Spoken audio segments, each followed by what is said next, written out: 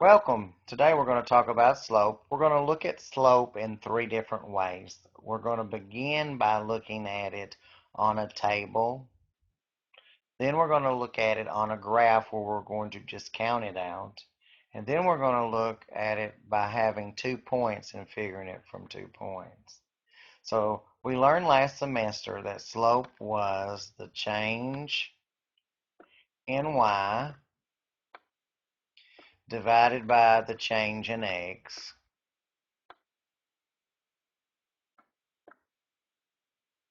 We learn mathematically through the formulas that it's y sub 2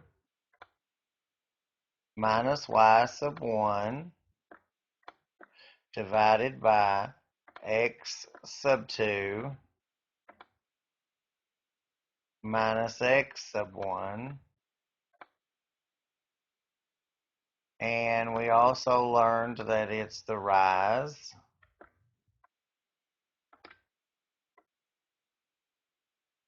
over the run, or in other words, the rise divided by the run. Let's look at this first example. I really like using tables because you don't have to think about the formula as much for slope when you're using it. Because here we know that our output is the same as our y. So we can take 2 points and see the difference between their x's and their y's. So remember, this is y on this side and your input is your x.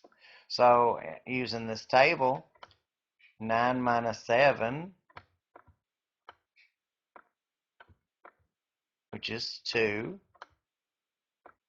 over 4 minus 3,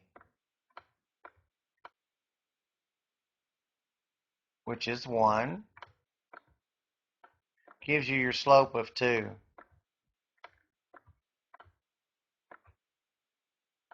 Now, when we look at it on a graph, what we can do, we can think about the way that we can just draw it out. So we're going to start at the point furthest to the left, and we're going to draw a line that goes from that point down even to the point furthest to the right that we're using. And we notice here that this goes down 1, 2, 3, 4 lines. Now we know that that's the change in y. That's our rise. So here we went down, so we're going to say -4. But our run is still over, so it's 1, 2, 3, 4, 5. So it's 5. So when we think about our as slope being rise over run,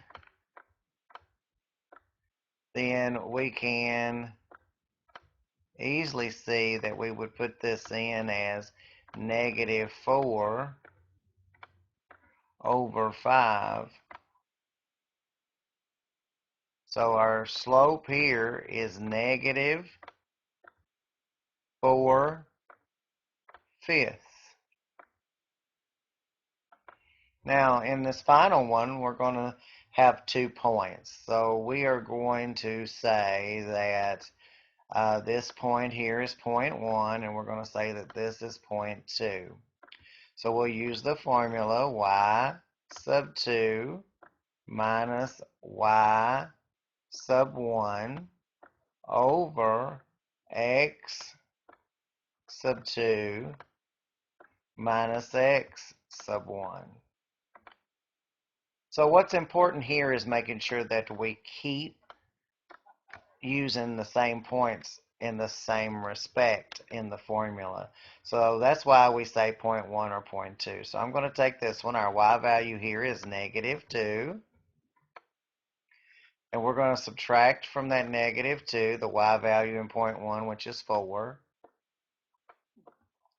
We're going to put that over our x value for point 2 for the second point is 2. And then our x value for our first point is -1 or -1. So that'll be minus negative 1. Now I'm putting it in parentheses here so that we don't get confused. And we know that minus a negative becomes plus a positive. So our top here is going to be negative 2 minus 4, which is negative 6. And then on our bottom here, our change in our x is going to be 2 plus 1, which is 3. And if we divide negative 6 by 3, we get negative 2. If you notice, our slope is going down from left to right, so we know that it's negative. Thanks.